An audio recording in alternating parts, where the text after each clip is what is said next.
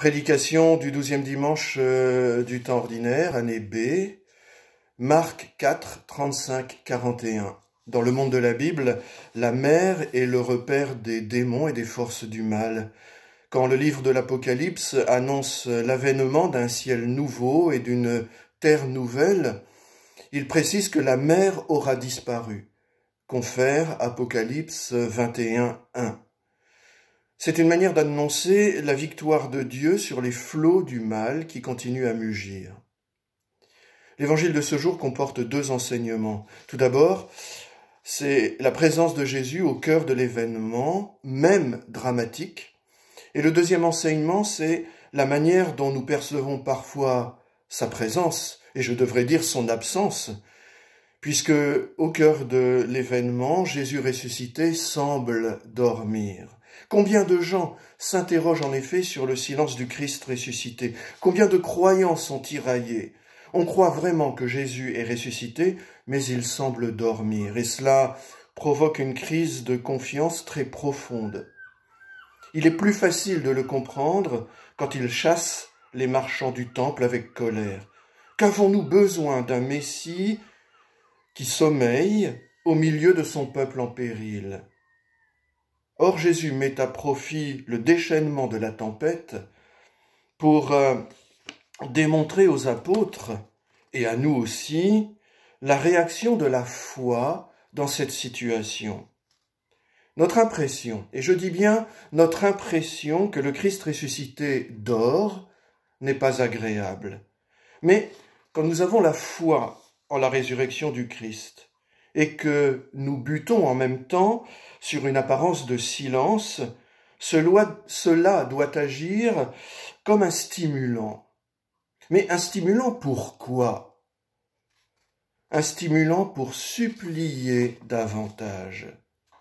Un ami avec lequel j'étais en poste quand j'étais vicaire et qui, hélas, a quitté le sacerdoce, m'avait dit un jour, « Tu vois, Patrice, on ne supplie pas assez. » Bien sûr, beaucoup de ceux qui rêvent d'être des grands mystiques, la tête dans les nuages, dénigrent la prière de supplication.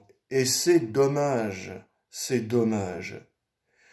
L'évangile d'aujourd'hui nous invite à supplier.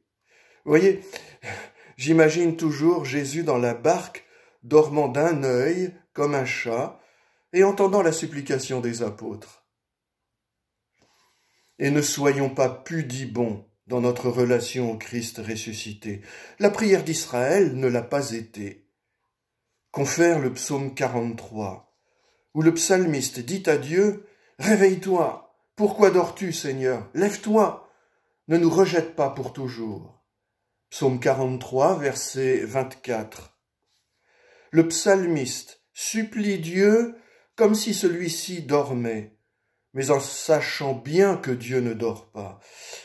La supplication doit faire partie de la prière de l'Église, de notre prière personnelle aussi, même si elle exprime sur Dieu des choses qui ne sont pas lui. Un cœur qui supplie est un cœur qui est ouvert à l'exaucement. Cela veut dire que les paroles fortes ne sont pas destinées à fléchir Dieu, mais à ouvrir notre cœur et celui du monde. Un cœur qui supplie est un cœur ouvert à l'exaucement. Et pour que nous soyons motivés par la supplication, il faut que nous ayons suffisamment le sens du péril encouru. Un prêtre aîné m'avait dit autrefois, il ne faut pas adopter une pastorale de la peur. Et je réponds, est-ce honnête de masquer autour de nous les risques encourus? Bien sûr, il ne s'agit pas de faire peur pour faire peur, mais de proférer un avertissement protecteur.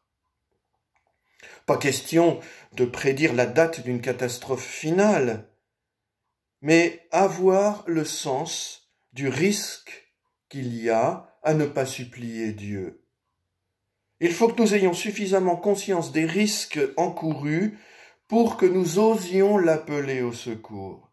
Pour cela, il faut agir comme si le Christ ressuscité était en sommeil, tout en sachant qu'il ne l'est pas.